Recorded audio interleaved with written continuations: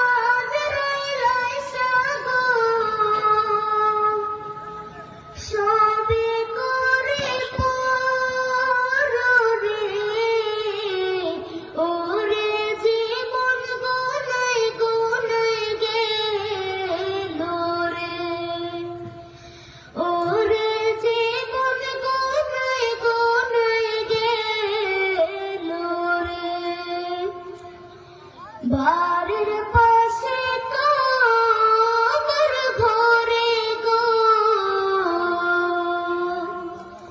বাদভি